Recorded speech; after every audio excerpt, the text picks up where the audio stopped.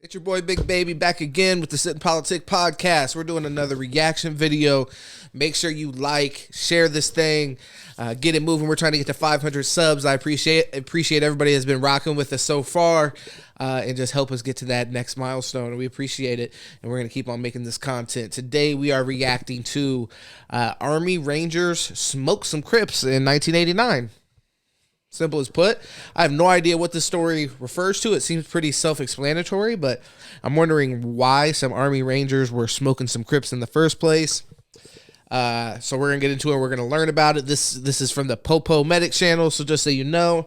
And yeah, let's go ahead and get into it. Like I said, make sure you like, share, subscribe.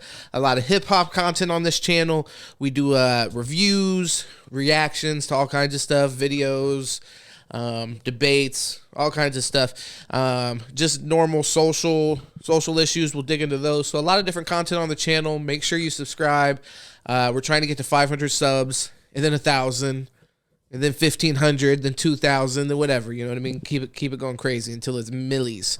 But make sure that you subscribe first and foremost, and help us get to those milestones. And make sure you share the content with anybody that might be interested, likes to kick it, likes to have fun, bring a good vibe to the community here that we're trying to build. Speaking of which, let's get into these Army Rangers smoking these Crips. Saturday, September 23rd, 1989. An Army Ranger who had just purchased a home on one of Tacoma, Washington's most gang-infested streets quickly became a witness to fucking, what's his name? Clint Eastwood right here. Bought a house and said, oh, hell no. various illegal activity happening out front of his home. He wasn't shy of confronting it or notifying the authorities, and soon after, he became the target of one of the most notorious street gangs Washington State has ever seen. And after shaking up the hornet's nest one too many times, his home was ambushed by the Hilltop Crips gang, but not before he invited 15 of his Ranger buddies over for a barbecue. 300 rounds, and 10 minutes later, the Crips were fighting for their lives.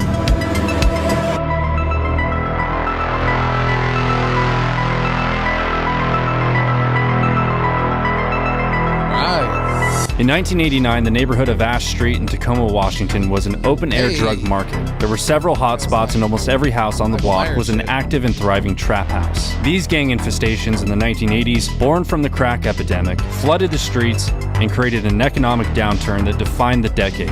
You might remember President Ronald Reagan declaring the war on drugs, or his first lady who was just like, just say no, oh my god. That was this time. Tacoma was Washington State's ground zero of gang activity, and by the summer of 1989, it had grown blatant, middle of the day type shit, like selling crack to the ice cream man type shit. And this was all fueled by an influx of gang members moving in from California. Tacoma police had experienced nothing like it before and were really struggling to get it under control, oftentimes not even knowing how to respond to it. Ash Street neighbors consistently called police and called 911 repeatedly and got nowhere. The typical response from police at the time was very mild. Community-oriented policing was a new thing, such as taking bullshit calls and pretending like it's not bullshit. Yes, ma'am. I know you can't sleep when the dogs are barking. But community policing was still viewed with suspicion by veteran cops who came up in the 60s and preferred the old ways, like smacking people in the head with their portable radios. At the time, Tacoma Police Chief Ray Fatelin pushed these new community policing programs so far that the Hilltop Crip gang rose to power.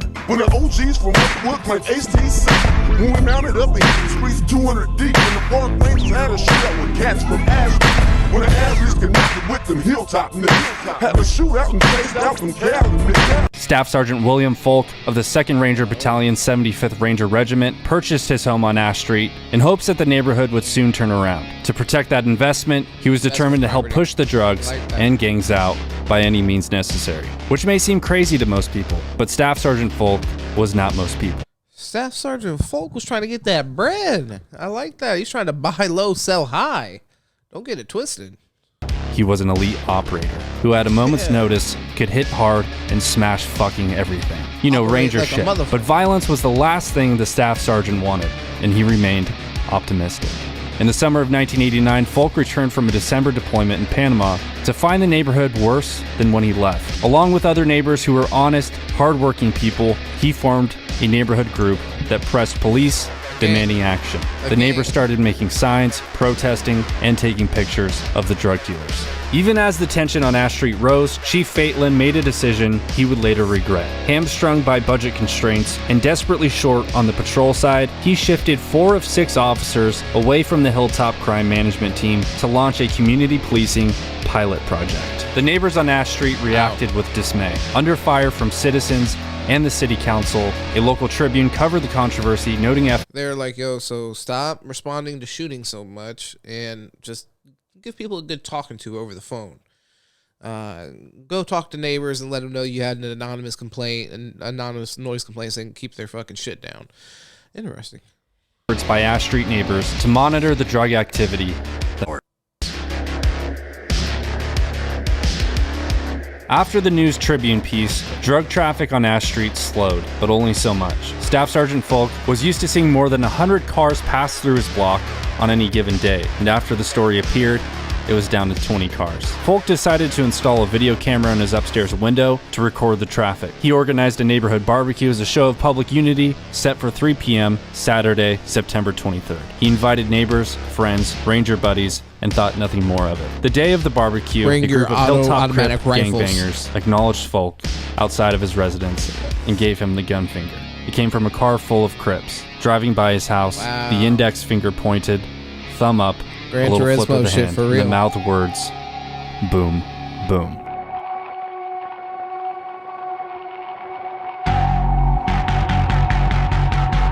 Describes an act of authority taken without formal prompting from another party.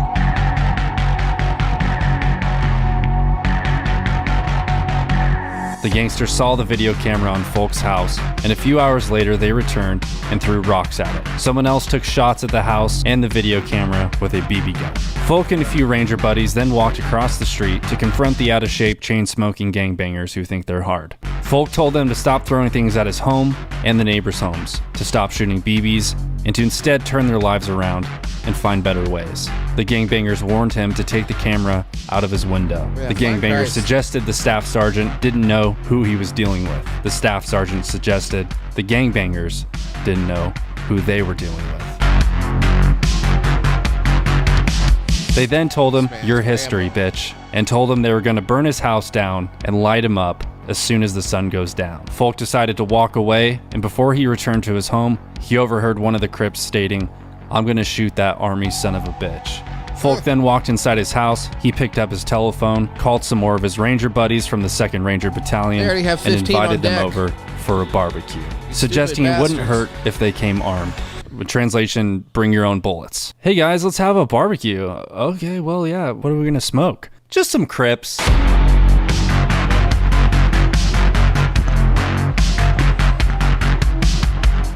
Including the few rangers who were already at the barbecue and the rangers called, the total of rangers grew to 15. Foulk told them to bring personal weapons and whatever else they had. They came armed to the teeth with handguns, shotguns, and rifles. Foulk was armed with a Browning 9mm and a Colt Python 357 Magnum. Fucking Magnum. Who's the gangster now, bitch? Over a couple beers, Foulk pitched to his buddies a defensive operation of his home. Stake out locations and wait. No first moves. If police come, disarm immediately, cooperate, and assist. And all of his buddies joyfully agreed and were fucking down. They thought maybe nothing will happen, but if it does, zero tolerance for dudes shooting gats and smoking Swisher Sweets. As the sun went down, the Rangers dispersed into their defensive positions, alert and observant of any and all activity inside and outside the perimeter of the house. A few hours had passed as the Rangers held their positions. One Ranger observed a vehicle approaching in the distance at a slow rate of speed, at which point the vehicle shut off its headlights. Foulk, with his Magnum in hand, returned the favor and turned out the lights in his house and in the yard. At 9:20 p.m., as the vehicle approached, someone within the vehicle fired a shot into the air.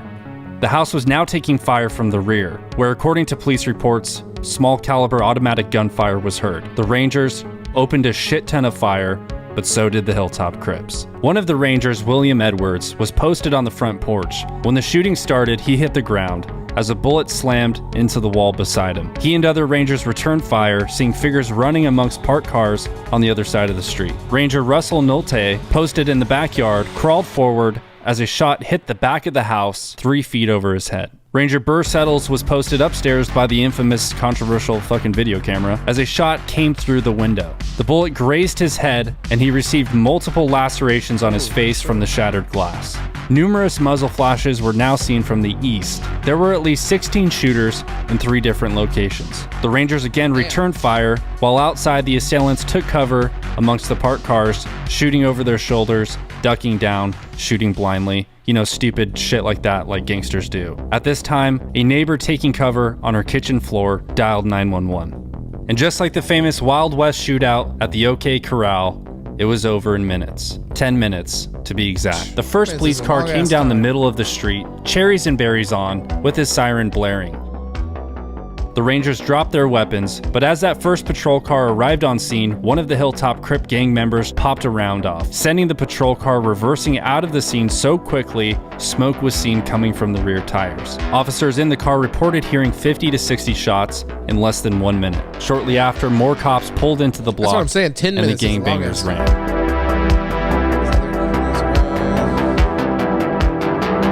Subjects were seen fleeing. Those subjects were pursued and some caught and detained. Yeah, that's nuts. They literally... 10 minutes is a long ass time to be firing shots back and forth. Over 101 minute. Makes sense when you're saying like 16 different, like coming from 16 different directions or whatever they said. That's crazy.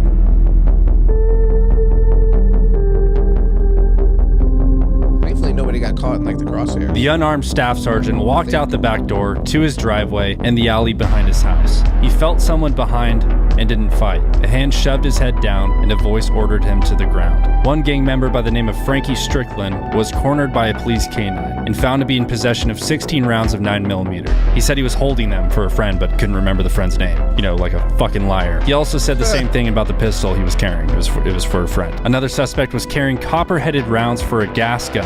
Once the situation was under control and the officers learned about the Rangers' defensive operation, the responding sergeant of the Tacoma Police Department wasn't too happy about it. He lectured Foulk and the other Rangers for not calling the police for assistance until shots were fired, and felt that the situation may have been avoided by calling 911 prior to the shooting getting started. Out of what was quite possibly a 35-man gunfight with over 300 rounds shot in the dark, no one was reported to be killed or injured. For 20 years, the official version of the shootout held that miraculously no one was hurt, but there are rumors injured gang members did not seek medical attention for obvious reasons, and some may have even been mortally wounded. And according to Foulk himself, during the firefight, one gang... All right, I'm gonna let you finish, but the video is called... Not that I need people to die, I'm not getting off on this in any way, but Army Rangers smoked some Crips. Bitch, didn't nobody get fucking smoked but the goddamn turkey at the barbecue or whatever the fuck y'all were cooking. So it's like, I take a little bit of issue with the, you know, but we're about to hear this guy say, yeah, no, I killed a lot of those bastards. Member rushed towards Foulk's house. I guess he thought he was gonna John Wayne it, Foulk remembered. One of the Rangers took aim and hit the gangster in the shoulder. The attacker staggered back and ran away. The moment goes unmentioned in police reports and witness accounts of the time. Unverified gossip holds that the wounded man was treated at a Seattle area hospital, over an hour away from Tacoma. Doug Sutherland, who was mayor at the time, pondered a declaration of a citywide version of martial law to combat the gang violence that immediately drew national attention. The city of Tacoma found the dollars to add more police officers to their department. Then Governor Booth Gardner even considered sending in the National Guard to Ash Street. The Hilltop Crip gang member who was arrested and found in possession of the 9mm and the pistol, Frankie Strickland, was the only man charged in connection with the shootout. He was convicted of second-degree assault and was later sentenced to 22 months in prison. The military officially considered the incident a matter of self-defense for the off-duty Rangers. On February 9th, 2010, Tacoma police and FBI launched a major crackdown on the Hilltop Crip gang and charged 32 members with up to 50 crimes, everything from theft to attempted murder and drug sales. A few years back, a Tacoma police officer said something about the shootout. He said it was the single most important incident in Tacoma that caused a change in police policies and practices. Staff Sergeant William Foulk never moved away from Ash Street, and as he predicted, he was never promoted and left the Army in 1993. He still owns the property to this day. Hey guys, if you enjoyed this video, be sure to hit that subscribe button. There's a lot. Listen to my boy here and subscribe. Show some love to Sit and Politic podcast. You want more content like this? Let me know what you want to see your boy react to, what you want to react to with me. You know, I hope I'm introducing you guys to some things. I'm definitely doing that for myself. I wasn't aware that Army Rangers smoked some pork and then turned around and shot some bullets at some Crips in Washington State. It's good to know that, I guess.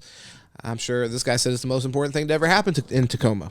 So, but on a real note, I mean, it's sad that they were pulling resources away from those communities anyways that obviously needed it. And you needed something so dramatic to happen that could have been such a loss of life. Where you're talking about 30, they said north of 35 people were involved in this shootout.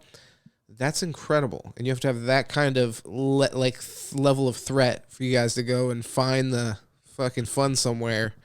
Yeah, maybe you don't pay so much to your fucking state officials or whoever the fuck was eating up the budget.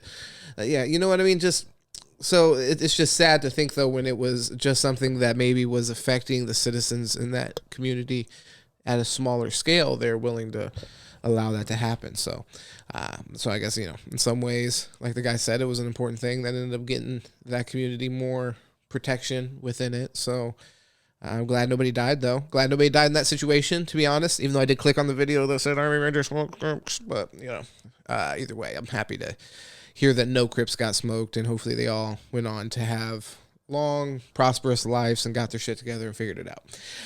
Like I said, make sure you like, share, subscribe. If you know some Crips, send that shit to them. You know, maybe they want to hear about how their buddies made it through this gunfight with some Army Rangers. If you know some Army Rangers, send it to them. You know, I fucks with them.